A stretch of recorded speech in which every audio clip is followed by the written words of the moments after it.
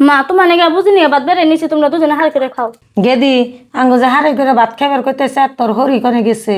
মা আমার হরি আর কোন যাবো, তোমার জামা বিদেশে হেঁটে পাঠাই দিছে, হেঁটে হ্যাঁ নিয়ে গেছে আমার হরি।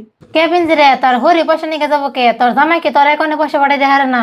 বুঝি তোমার যে কথা, রাইতে আমার হুসুর এত উঠে মাছ আনসানি দিকে একটা খন্ড আমাকে দেয় নাই, আর আমার এখন পয়সা দিবা দিব।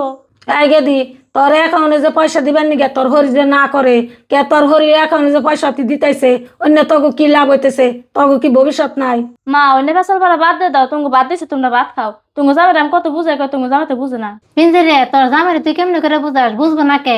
তোর বিনিও আমার কেমনে ব্যবহার করছে, আমার একটা টাকা পয়সা দেন নাই, সব আমার হরি ওষুধে দিছে। আর হেনতি কে বুঝাইতে বুঝাইতে নিজের ভুলটা নিজে ঠিকই বুঝছে।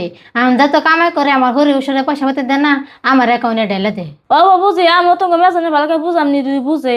গেদি তোরা দুই বোনে যে পেশাল পারলে আমি ঠিকই শুনলাম, তাহলে জামাই জুল বাইতাই জামাই নগে রাগারাগি না করে জামাই নগে চাড়ু মাড়ু করে তার পাশে জুল জামাই রাগ করে নিয়ে তাহলে নিও। ও মা তুমি জামা বিদেশ থেকে আইলে আমি তাই করুম নি, তোমরা আগে ভাত খাও।